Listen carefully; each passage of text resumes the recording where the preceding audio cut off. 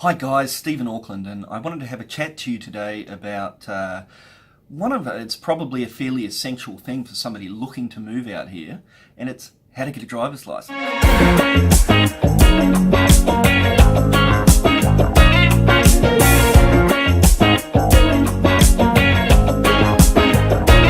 When I close my eyes, I can almost see it. When I take a breath, you feel. So New Zealand's a little bit different in that we don't really have a Department of Transport that you go into like most other countries. We have transport agents. Now there's two I can recall off the top of my mind straight away, and that's VTNZ, which is Vehicle Testing New Zealand, and AA, which is the Automobile Association. Both have offices around town, and both of them you can turn up to do driver's licensing with. Now, if you're coming from one of the major countries, major Western country, it's very likely that you will not have to sit a driving test, nor will you even have to sit a theory test, because we have reciprocal agreement. So if I move to the USA, they'll recognise my driver's license, and it's the same for New Zealand. So basically, just turning up with your driver's license is enough to get them to endorse it over to a New Zealand license. However, there's a couple of things you have to know. One of which is most driver's licenses from around the world don't have the initial issue date. So I know that the Australian driver's license has the date that it was renewed last, but it doesn't have the initial date of issue when you very first got your driver's license.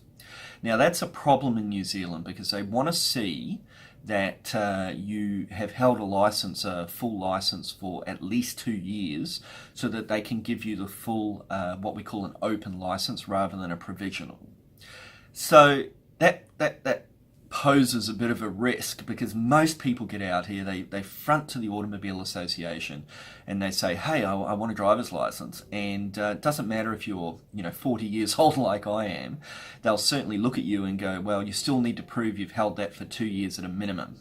So it might be alright if you have 5 or a 10-year license, but for a lot of places where it might only be 18 months or 12 months or 2 years, you are in real trouble. So my advice to you is before you come out, go and see your Department of Transport and get a driver's license history printout. So they can typically give you some sort of like printout that shows the history of your driving and also when you were first issued your license. That is all you need to get a full open license in New Zealand, and typically we issue them at around, I think, 5 or 10 years validity, and that's it. It's very cheap. I think I paid about $30 or $40 last time, and that was a 10-year license. And quick little eye check, and I was done. So definitely do that. Bring out a driver's license history report. It also helps with your car insurance because my other tip would be bring a copy of your present insurance, whether it be in the UK or the USA or Australia, because the thing is it makes it easier when you get out here to get a cheaper rate because you can actually show a track record of insurance and your no claims rating or whatever the rating system they use in the US. You can show that to a Kiwi insurance company and you will get a better price.